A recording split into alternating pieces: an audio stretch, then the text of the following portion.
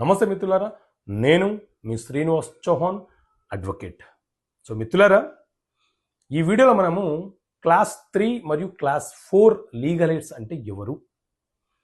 Class 3 legal AIDS అంటే ఎవరైనా ఒక వ్యక్తి తాను సంపాదించిన ఆస్తి తన పేరు మీద ఉన్నప్పుడు మరణిస్తే అతని తర్వాత సాధారణంగా క్లాస్ 1 లీగల్ ఎయిడ్లకు చెందాలి. వాళ్ళు లేకపోతే క్లాస్ 2 వాళ్ళకు చెందాలి. వారు కూడా లేకపోతే క్లాస్ 3 లీగల్ ఎయిడ్లకు చెందుతుంది. క్లాస్ 3 లీగల్ ఎయిడ్స్ అంటే ఎవరు అని అంటే వీళ్ళని లా పరిభాషలో యాగ్నెట్స్ అని పిలుస్తుంటారు. అంటే చనిపోయిన వ్యక్తి యొక్క నాన్నకు సంబంధించిన బంధువులు ఎవరైతే ఉన్నారో వారు ఆ ఆస్తికి వారసులు అవుతారు. వీళ్ళని యాగ్నెట్స్ అని, క్లాస్ 3 లీగల్ ఎయిడ్స్ అని పిలుస్తుంటాము.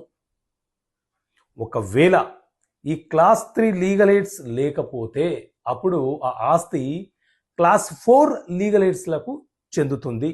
వాళ్ళని మనము కాగ్నెట్స్ అని పిలుస్తుంటాము.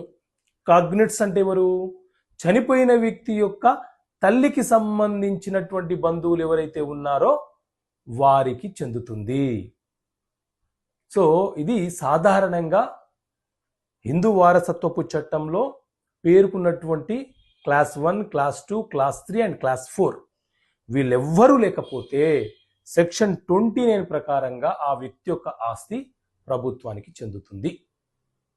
సో ఈ 4 క్లాసుల లీగల్ ఎయిడ్లు ఎవరైతే ఉన్నారో ఈ టాపిక్ కొంత కన్ఫ్యూజన్గా ఉంటుంది. ఒకసారి విన్న తర్వాత చదివే ప్రయత్నం చేయండి, ఈజీగా అర్థమవుతుంది.